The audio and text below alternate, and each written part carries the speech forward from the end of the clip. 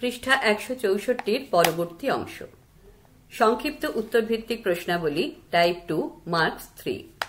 প্রশ্ন 1, রবীন্দ্রনাথের মানবতাবাদের মূল বক্তব্য ব্যক্ত করো। উত্তর, রবীন্দ্রনাথের মানবতাবাদের মূল বক্তব্য। মানবতাবাদের মূল অর্থ হল মানুষের প্রতি মানুষের সহমর্মিতা। ব্যক্তি, জাতি, ধর্ম ও সম্প্রদায় নির্বিশেষে মানুষকে মানুষ হিসেবে গণ্য করাই হল মানবতাবাদের মূল পরিচয়। রবীন্দ্রনাথ ঠাকুর হলেন সমসাময়িক ভারতীয় দার্শনিকদের মধ্যে অন্যতম। তার রচনাবলীর মধ্যে দিয়ে তিনি মানব ধর্ম তথা মানবতাবাদ বা হিউম্যানিজমকেই অত্যন্ত জোরালোভাবে প্রতিষ্ঠা করেছেন। তার জীবনব্যাপী সাধনার উদ্দেশ্য ছিল মানব ধর্মের জয়গান। মানুষের ধর্ম প্রবন্ধে ও রিলিজিয়ন অফ ম্যান গ্রন্থে মানবতাবাদ সম্পর্কে তার ধ্যান ধারণাকে তিনি অত্যন্ত যুক্তিনিষ্ঠভাবে তুলে ধরতে চেয়েছেন। রবীন্দ্রনাথই হলেন প্রথম চিন্তানায়ক যিনি মানবতাবাদকে মানুষের প্রকৃত ধর্ম হওয়া উচিত বলে অভিমত ব্যক্ত করেছেন। রবীন্দ্রনাথের আগে অনেকেই মানবতাবাদের ধ্বজা তুলে ধরলেও রবীন্দ্রনাথই প্রথম যুক্তিনিষ্ঠভাবে মানবতাবাদকেই আধুনিক মানুষের ধর্ম হওয়া উচিত বলে মনে করেছেন এবং যুক্তিনিষ্ঠভাবে বিষয়টিকে প্রমাণ করেছেন। সে কারণেই তিনি মানুষকে দেবতার অপার মহিমায় প্রতিষ্ঠা করেছেন এবং মানুষকে জীবন দেবতা রূপে উল্লেখ করেছেন। প্রশ্ন 2, রবীন্দ্রনাথের মতে মানুষের দুটি সত্তা কি? উত্তর, রবীন্দ্রনাথের মতে মানুষের সত্তা। রবীন্দ্রনাথ তার দার্শনিক চিন্তনে মানবতাবাদের পরিপ্রেক্ষিতে মানুষের মধ্যে দুটি সত্তাকে পর্যবেক্ষণ করেছেন। এই দুটি সত্তার একটি হল জীব সত্তা এবং অপরটি হল মানব সত্তা। তিনি তার মানুষের ধর্ম নামক প্রবন্ধে এই দুটি সত্তাকে স্পষ্টভাবে উল্লেখ করেছেন। পৃষ্ঠা 165, জীবন সত্তার ধারণা। রবীন্দ্রনাথ উপলব্ধি করেছিলেন যে মানুষ জীব রূপে বাঁচতে চায় তার বিভিন্ন প্রকার জৈবিক কামনা বাসনা নিয়ে। মানুষের জীব সত্তা তাই তার ব্যবহারিক কামনা বাসনা এবং স্বার্থ সিদ্ধিকেই সূচিত করে, অর্থাৎ স্বার্থ জড়িত কামনা বাসনাই হল তার জীব সত্তা। মানব সত্তার ধারণা। জীব সত্তাই কিন্তু মানুষের একমাত্র পরিচায়ক নয়। এই জীব সত্তার বাইরেও মানুষের একটা দুর্লভ পরিচয় আছে, যার মাধ্যমে মানুষের মধ্যে জন্ম লাভ করে মনুষ্যত্ববোধ। মানুষ তাই শুধু তার জীব সত্তা নিয়েই বাঁচতে চায় না, সে বাঁচতে চায় তার অনেক বড় ও মহান পরিচয় নিয়ে। আর এই অনেক বড় পরিচয়ের আকাঙ্ক্ষায় তার উত্তরণ ঘটায় মানব সত্তায়, যার প্রকাশ ঘটে মানবতাবাদের মাধ্যমে।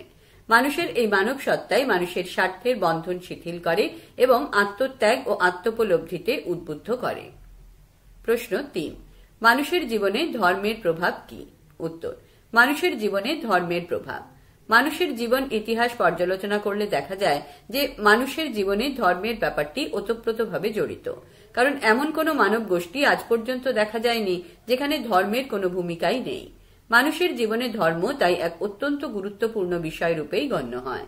সৃষ্টির আদি যুগ থেকে আজ পর্যন্ত যত মানব গোষ্ঠীরই উত্থান পতন হোক না কেন, সমাজের যতই পরিবর্তন হোক না কেন, একথা যথার্থ যে প্রত্যেকটি সমাজে প্রত্যেকটি মানুষের মনে ধর্মের একটা প্রভাব আছে। ধর্ম তাই ভালো ও খারাপ দুদিক দিয়েই মানুষকে বেঁধে রেখেছে, যাকে অতিক্রম করা মানুষের পক্ষে অত্যন্ত কষ্টকর। অবশ্য একথা সত্য যে বিভিন্ন সমাজে ধর্মের অর্থ ও প্রকৃতি কখনোই এক নয়। বিভিন্ন সমাজে তাই ধর্মের ভিন্ন ভিন্ন রূপ লক্ষ্য করা যায়। সে কারণে মনুষ্য জাতি সম্পর্কে জানতে গেলে তার ধর্মের দিকটিকেও জানতে হয়। ম্যাক্স মুলারকে অনুসরণ করে তাই বলা যায় যে মানুষের প্রকৃত ইতিহাস হল ধর্মের ইতিহাস। প্রশ্ন 4, রবীন্দ্রনাথের মতে ধর্ম কি? উত্তর, রবীন্দ্রনাথের মতে ধর্ম। রবীন্দ্রনাথের মতে ধর্ম কি তা সংক্ষেপে আলোচনা করা হল। 1, পূর্ণতা প্রদানই ধর্মের প্রকৃত অর্থ। ধর্ম সর্বোচ্চ শুদ্ধ নৈতিক সত্তার প্রতি অনুরাগকে সূচিত করে। ধর্মের তাৎপর্য তাই অত্যন্ত ব্যাপক। ধর্ম কোনো দেশে, কালে এবং সমাজে আবদ্ধ থাকতে পারে না। ধর্ম মানবীয় সত্তা হিসেবে মানুষকে পূর্ণতা প্রদান করে। রবীন্দ্রনাথ, বিবেকানন্দ প্রমুখ মনীষীগণ তাই ধর্ম বলতে মানব ধর্মকেই বুঝিয়েছেন। 2, মানবতাবাদী একমাত্র ধর্ম। রবীন্দ্রনাথের কাছে মানব ধর্মের অর্থ হল মানবতাবাদ। রবীন্দ্রনাথই হলেন প্রথম চিন্তানায়ক যিনি মানবতাবাদকে মানুষের প্রকৃত ধর্ম হওয়া উচিত বলে অভিমত ব্যক্ত করেছেন।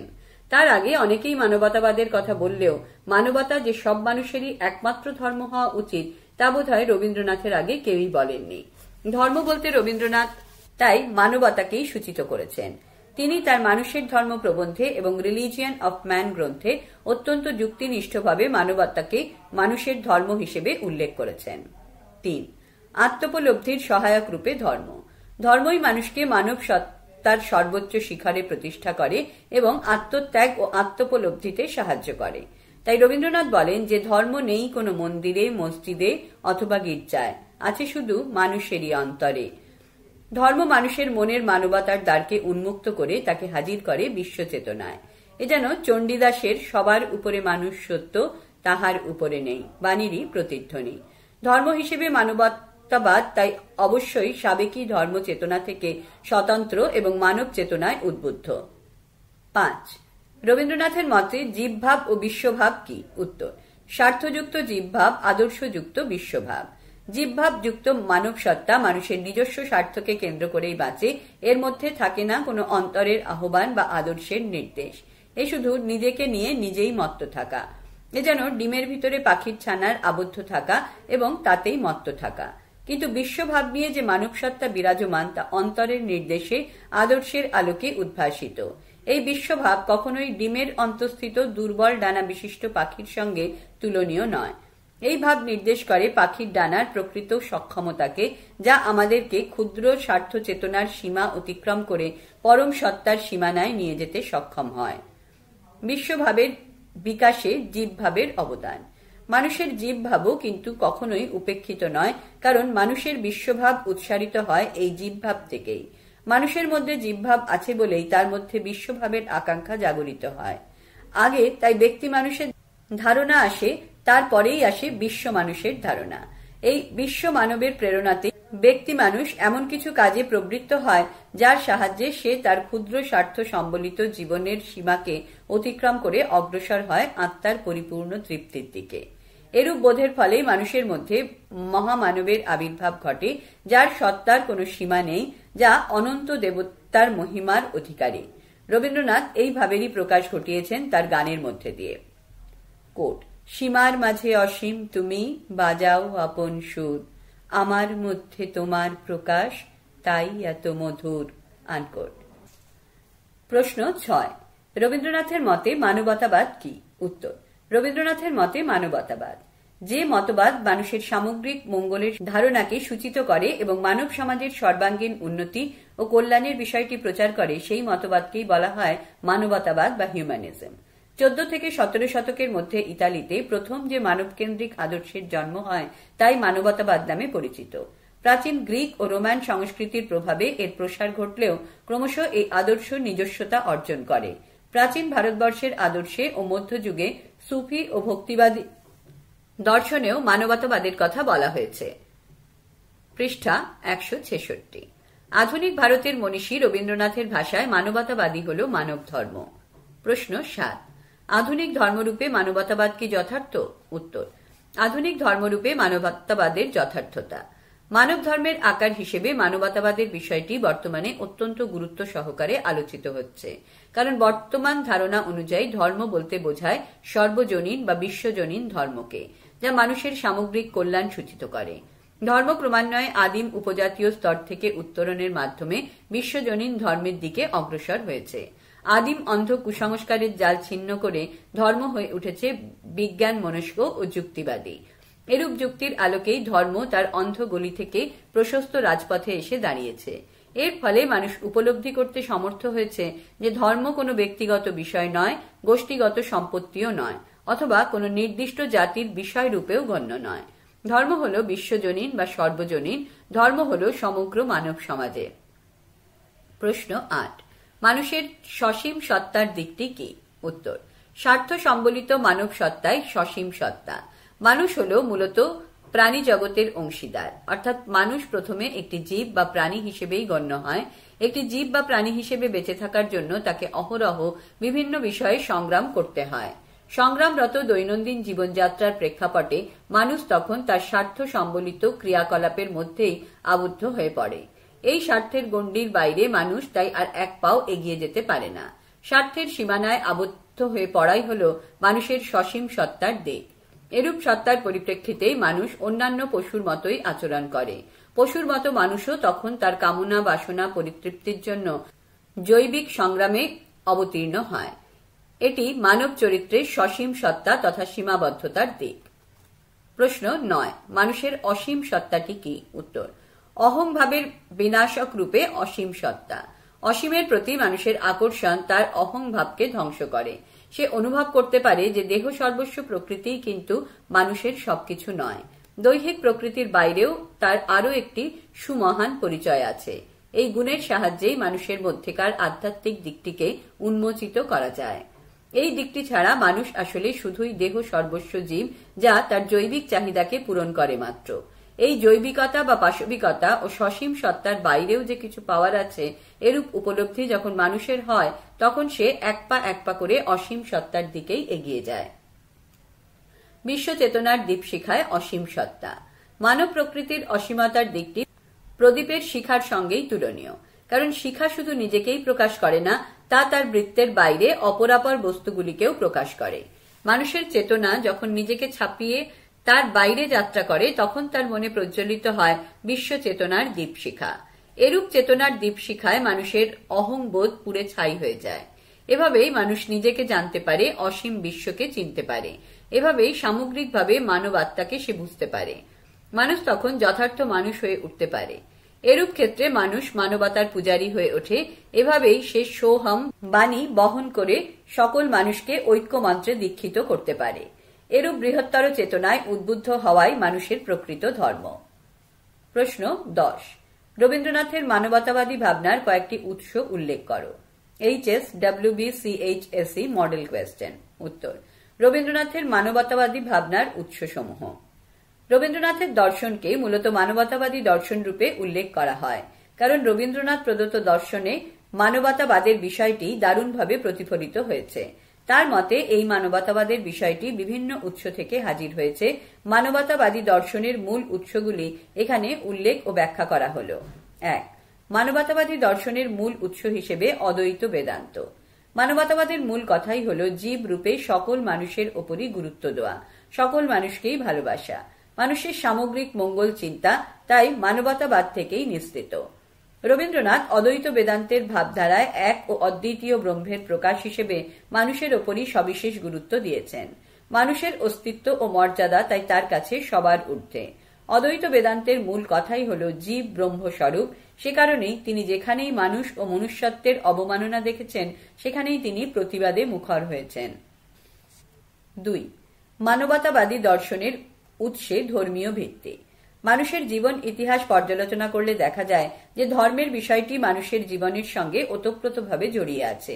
এমন কোনো মনুষ্য সমাজ দেখা যায় না যেখানে ধর্মের বিষয়টি একেবারেই অনুপস্থিত। মানুষ এবং মানুষের সমাজকে জানতে গেলে তাই ধর্মের ইতিহাসটিও জানা দরকার। প্রখ্যাত পাশ্চাত্য দার্শনিক ম্যাক্স মুলারকে অনুসরণ করে বলা যায়, মানুষের প্রকৃত ইতিহাস হল ধর্মের ইতিহাস। রবীন্দ্রনাথও মানুষের জীবন থেকে ধর্মের বিষয়টিকে বাদ দিতে চাননি।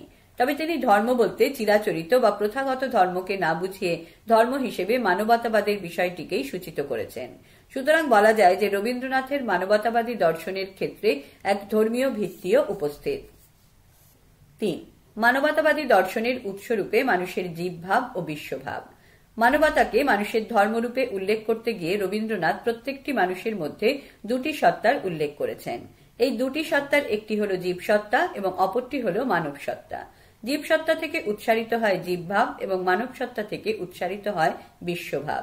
স্বার্থযুক্ত মানুষের চিন্তাই হল তার জীবভাব, কিন্তু স্বার্থযুক্ত চিন্তাকে অতিক্রম করে সামগ্রিকভাবে মানুষের চিন্তার মধ্যেই ফুটে ওঠে তার বিশ্বভাব। জীবভাবকে অতিক্রম করে বিশ্বভাবের মাধ্যমেই মানুষ মানবতাবাদের পূজারী রূপে গণ্য হতে পারে। পৃষ্ঠা 167। 11. রবীন্দ্রনাথ তার মানবতাবাদী ভাবনায় মানুষের মধ্যে কিরূপ দ্বৈততা বা ডুয়ালিটির কথা উল্লেখ করেছেন। HSWBCHSE model question. দ্বিবিধভাবে মানুষের দ্বৈততা। রবীন্দ্রনাথ তার মানবতাবাদী ভাবনায় মানুষের মধ্যে সীমাবদ্ধতা বা সসীমতা ও অসীমতা বা অসীমাবদ্ধতা একত্র অবস্থান রূপে দ্বৈততার কথা উল্লেখ করেছেন। এরূপ দ্বৈততা তার জীবভাব ও বিশ্বভাবের মধ্যেও ফুটে ওঠে, কারণ মানুষের জীবভাবে তার স্বার্থ সমন্বিত সসীম ভাবটি যেমন প্রকটিত হয়, তেমনি আবার তার বিশ্বভাবে অসীমতা তথা অসীমাবদ্ধতার দিকটিও প্রতিফলিত হয়। স্বার্থের মধ্যেই স্বার্থ শূন্যতার অবস্থান। Rabindranath the religion of man নামক গ্রন্থে উল্লেখ করেছেন যে মানুষ প্রাথমিক পর্যায়ে নিজেকে নিয়ে মত্ত থাকলেও এতে মানুষ কিন্তু শেষ পর্যন্ত সন্তোষ লাভ করতে পারে না। কারণ মানুষ চায় তার স্বার্থের গণ্ডির বাইরে এসে স্বার্থ শূন্যতার আলোকে আলোকিত হতে। তাই মানুষ চায় তার নিজস্ব মত্ততার বাইরে এসে অসীমতার স্বাদ পেতে। এর জন্য মানুষ সব সময় সক্রিয় থাকে। মানুষের মধ্যে যখন এরূপ ভাব জাগরিত হয় তখন কোনো বাধাই তাকে বেঁধে রাখতে পারে না। মানুষের অন্তঃস্থিত এরূপ সত্তাকে তাই দমিয়ে রাখা যায় না। তাই সে জানার আকুতি নিয়ে অজানাকে জানতে চায়, অচেনাকে চিনতে চায়। আর যা কিছু অজানা অচেনা তা হল মানুষের স্বার্থ সম্বলিত সীমাবদ্ধতার বাইরে। সীমাবদ্ধতার মধ্যেই তার অসীমতার অবস্থান। সীমাবদ্ধ সত্তাই তাই অসীমাবদ্ধতার প্রকাশ ঘটায়। এই অসীম সত্তাকেই সসীম মানুষ উপলব্ধি করার চেষ্টা করে চলেছে অহরহ। রবীন্দ্রনাথ তার মানবতাবাদী ধারণায় মানুষের মধ্যে এরূপ দ্বৈততাকে উপলব্ধি করেছেন। প্রশ্ন 12। বিবেকানন্দ শ্রেয় অপেক্ষা প্রেয়কে কেন গুরুত্ব দিয়েছেন? উত্তর: শ্রেয় অপেক্ষা প্রেয়কে গুরুত্ব দেওয়ার কারণ উপনিষদীয় চিন্তাধারার প্রভাবেও স্বামী বিবেকানন্দের আধ্যাত্মিক দৃষ্টিভঙ্গি প্রতিফলিত। উপনিষদে উল্লেখ করা হয়েছে যে আত্মার দৃঢ়তা ও আধ্যাত্মিক দৃষ্টিভঙ্গি নিয়েই বালক নচিকেতা যমরাজের কাছে পরলোকের রহস্য জানতে চেয়েছিলেন। যমরাজ তাকে নানাভাবে প্রলুব্ধ করলেও নচিকেতা প্রেয়র পরিবর্তে শ্রেয়কেই কামনা করেছেন। কারণ কাম্য বস্তু হিসেবে প্রেয় যেখানে ঐচ্ছিক সুখকে সূচিত করে, শ্রেয় সেখানে পারমার্থিক সুখকেই নির্দেশ করে। ঐচ্ছিক সুখ তথা প্রেয় হল ক্ষণস্থায়ী, কিন্তু পারমার্থিক সুখ তথা শ্রেয় হল চিরস্থায়ী। যমরাজ নচিকেতার আধ্যাত্মিক অনুসন্ধিৎসার প্রশংসা করে তাকে আত্মতত্ত্ব লাভের উপায় বিবৃত করেছেন। নচিকেতাকে উপদেশ দিয়ে যমরাজ বলেছেন, উত্থিত হও, মোহ নিদ্রা ত্যাগ করে জাগ্রত হও, শ্রেষ্ঠ আচার্যগণের নিকট গমন করে আত্মতত্ত্ব জ্ঞাত হও। ব্র্যাকেটে উত্তিষ্ঠিত জাগ্রত প্রাপ্য বরানো নিবোধত। স্বামী বিবেকানন্দ তাই প্রেয়র বদলে শ্রেয়তেই গুরুত্ব আরোপ করেছেন। এখানে প্রশ্নটি দেওয়া আছে, বিবেকানন্দ শ্রেয় অপেক্ষা প্রেয়কে কেন গুরুত্ব দিয়েছেন, কিন্তু আমার মনে হয় প্রশ্নটা হওয়া উচিত, বিবেকানন্দ কেন প্রেয় অপেক্ষা শ্রেয়কে গুরুত্ব দিয়েছেন। প্রশ্ন 13। বিবেকানন্দের কর্মযোগের মূল বক্তব্য ব্যক্ত করো। উত্তর: বিবেকানন্দের কর্মযোগের মূল বক্তব্য: স্বামী বিবেকানন্দের মতে লাভ অলাভ, জয় পরাজয়, সুকৃতি দুষ্কৃতি প্রভৃতি সমস্ত কিছুকেই সমান জ্ঞান করে কর্মের অনুষ্ঠান বা সম্পাদন করাই হল কর্মযোগ।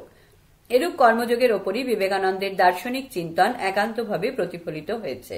অনাসক্ত হয়ে সমুদয় কর্মের ফল ত্যাগ করে নিষ্কামভাবে নিরন্তর কর্ম করে যাওয়াই হল কর্মযোগের মূল আদর্শ। সুতরাং কর্মযোগ নিঃস্বার্থপরতা ও সৎ কর্ম দ্বারা মুক্তি লাভ করার এক নীতি ও প্রণালী। এই কর্মযোগের মাধ্যমে আমাদের সমস্ত প্রকার দৈহিক ও মানসিক উত্তরণ ঘটে।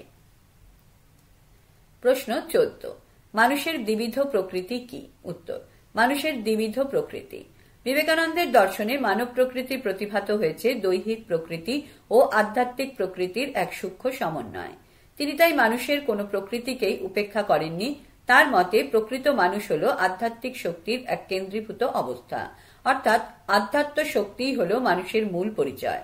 এই আধ্যাত্ম শক্তিকে দুভাবে ব্যাখ্যা করা যেতে পারে, নঙর্থকভাবে ও সদর্থকভাবে। নঙর্থকভাবে আধ্যাত্ম শক্তি হল সেই শক্তি যা জাগতিক ও সাধারণ অবস্থা রূপে গণ্য নয়, অর্থাৎ মানুষ সাধারণভাবে যেরূপ দৃষ্ট হয় তা ঠিক সেরূপ নয়। অন্যদিকে সদর্থকভাবে আধ্যাত্ম শক্তি হল সেই শক্তি যা জাগতিক সীমাবদ্ধতাকে অতিক্রম করে এক অসীম ও অনন্ত সত্তার দিকে ধাবিত হয়। প্রশ্ন 15। বিবেকানন্দের মতে ঈশ্বর কি? উত্তর: বিবেকানন্দের মতে ঈশ্বর: বিবেকানন্দের মতে দুটি রূপে ঈশ্বর প্রতিভাত হয়, অদ্বিতীয় রূপে ঈশ্বর এবং পরব্রহ্ম রূপে ঈশ্বর। অদ্বিতীয় রূপে ঈশ্বর। বিবেকানন্দের দার্শনিক চিন্তাধারা অদ্বৈত বেদান্তের চিন্তাধারায় স্নাত। এরূপ চিন্তাধারায় স্নাত হয়ে তিনি বলেন যে সত্য হল চরম ব্রহ্ম। তিনি বলেন যে সত্য হল এক, কিন্তু কখনোই সমগ্র নয়, কারণ সমগ্রের ধারণাটি নির্দেশ করে যে সমগ্রের কয়েকটি অংশ থাকে। কিন্তু স্বামী বিবেকানন্দ যাকে পরব্রহ্ম বা অ্যাবসলিউট বা অসীম বা ইনফাইনাইট রূপে উল্লেখ করেছেন তা হল এক পরিপূর্ণ একত্ব স্বরূপ। এখানে তাই অংশ ও সমগ্রের বিভাজন রেখা লুপ্ত হয়েছে এবং এক ও অদ্বিতীয় ঈশ্বর সূচিত হয়েছে। এরূপ এক ও অদ্বিতীয় ঈশ্বরকে আমরা পাই বিমূর্তায়নের চরমতম পর্যায়ে, পরব্রহ্মরূপে ঈশ্বর। প্রকৃতপক্ষে স্বামীজি বিশ্বাস করতেন যে মানুষ তার মনের পরিতৃপ্তির জন্যই বিভিন্ন রকম ধর্মীয় আকাঙ্ক্ষা প্রকাশ করে। আর মানুষের এরূপ সন্তুষ্টি প্রদান করতে পারে শুধু ব্যক্তি ঈশ্বর বা পার্সোনাল গড। অদ্বৈত বেদান্তে ঈশ্বরের ধারণার কথা বলা হয়েছে ঠিকই, কিন্তু সেই ঈশ্বরকে অজ্ঞান ও মায়া প্রসূত রূপে উল্লেখ করা হয়েছে। সেখানে আরো বলা হয়েছে যে পারমার্থিক দৃষ্টিভঙ্গিতে ঈশ্বর আদৌ সত্য নয়, কিন্তু বিবেকানন্দ মনে করেন যে অসীম পরম ব্রহ্ম এবং ঈশ্বর এই দুটি পৃথক সত্তা নয়। পৃষ্ঠা 168। প্রশ্ন 16। মুক্তি কিভাবে সম্ভব? উত্তর: নিঃস্বার্থপরতা ও সৎ কর্মের মাধ্যমে মুক্তি। প্রত্যেকটি ধর্মেই মুক্তির জন্য প্রাণপণ চেষ্টার বিষয়টি আমরা লক্ষ্য করি। এ হল সমুদয় নীতি ও নিঃস্বার্থপরতার ভিত্তি। নিঃস্বার্থপরতার অর্থ হল আমি কেবলই আমার এই শরীর এই ভাব থেকে মুক্ত হওয়া। মানুষ তখন অনন্ত স্বরূপ হয়ে যায়। এই অনন্ত বিস্তৃতি হল সকল ধর্মের সকল নীতি শিক্ষার এবং দর্শনের মূল লক্ষ্য। নিঃস্বার্থ কর্ম দ্বারা মুক্তি লাভ করাই হল কর্মযোগ। সুতরাং প্রত্যেক স্বার্থপূর্ণ কার্যই আমাদের সেই লক্ষ্যে পৌঁছানোর পথে বাধাস্বরূপ, আর নিঃস্বার্থভাবে কর্মই আমাদেরকে সেই লক্ষ্যে টেনে নিয়ে যায়। সে কারণেই স্বামী বিবেকানন্দ নৈতিকতার সংজ্ঞায় বলেছেন, যা স্বার্থশূন্য তাই নীতিসঙ্গত, আর যা স্বার্থযুক্ত তাই নীতিবিরুদ্ধ। সুতরাং কর্মযোগ হল নিঃস্বার্থপরতার ও সৎ কর্ম দ্বারা মুক্তি লাভ করার এক নীতি ও প্রণালী। প্রশ্ন 17। বিবেকানন্দ কেন তার কর্মযোগের ভাবনায় সত্য, রজ ও তম এই 3 প্রকার গুণের আলোচনাকে গুরুত্বপূর্ণ বলেছেন? HSWBCHSE model question. উত্তর: বীর সন্ন্যাসী বিবেকানন্দের চিন্তাধারায় বেদ উপনিষদের প্রভাব অত্যন্ত গভীর। সুতরাং তার চিন্তাধারায় আধ্যাত্মিকতার যে প্রভাব থাকবেই এতে কোনো সন্দেহ নেই। তিনি ছিলেন একাধারে কর্মযোগী, জ্ঞানযোগী, ধ্যানযোগী এবং ভক্তিযোগী। সে কারণেই তার চিন্তাধারায় জ্ঞান, কর্ম, ধ্যান এবং ভক্তি এই 4টি বিষয়েরই সমন্বয় ঘটেছে। বিবেকানন্দের দর্শনে মানব প্রকৃতি প্রতিভাত হয়েছে দৈহিক প্রকৃতি ও আধ্যাত্মিক প্রকৃতির এক সূক্ষ্ম সমন্বয়। তিনি কোনো প্রকৃতিকেই উপেক্ষা করেন নাই। তার মতে মানুষ তার সাধারণ দৈহিক অবস্থা থেকেই আধ্যাত্মিক চেতনায় উদ্বুদ্ধ হয়। বিবেকানন্দের মতে প্রত্যেকটি মানুষের মধ্যে সত্য, রজ এবং তম এই 3টি গুণ দেখা যায়।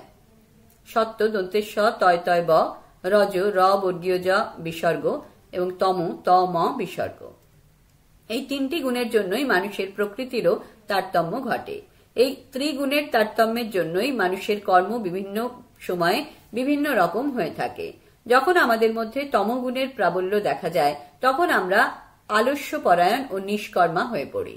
আবার আমাদের মধ্যে যখন রজগুণের প্রভাব বেশি দেখা যায় তখন আমরা কর্মচঞ্চল হয়ে পড়ি, এবং যখন আমাদের মধ্যে সত্যগুণের আধিক্য দেখা যায় তখন আমরা সমস্ত বুদ্ধি সম্পন্ন বা প্রজ্ঞা সম্পন্ন হয়ে পড়ি।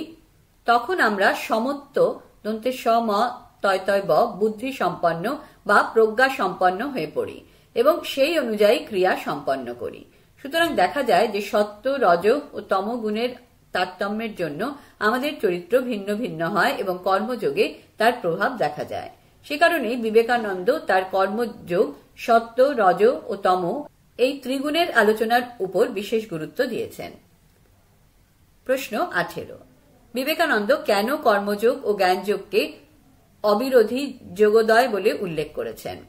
HSWBCHSE model question. উত্তর: আত্মার অমরত্ব উপলব্ধি ও মোক্ষ লাভের জন্য স্বামী বিবেকানন্দ তার কর্মযোগ যোগের উল্লেখ করেছেন, কারণ তিনি মনে করেন যে আমাদের জীবনের প্রধান সমস্যা হল আত্মার বন্ধন থেকে মুক্ত হওয়া। মানুষই যে পরব্রহ্ম এরূপ উপলব্ধি আমাদের যতক্ষণ না হয় ততক্ষণ আমরা কখনোই আত্মার বন্ধন থেকে মুক্ত হতে পারি না। একথা তিনি তার কর্মযোগে অত্যন্ত স্পষ্ট ও দ্ব্যর্থহীনভাবে উল্লেখ করেছেন।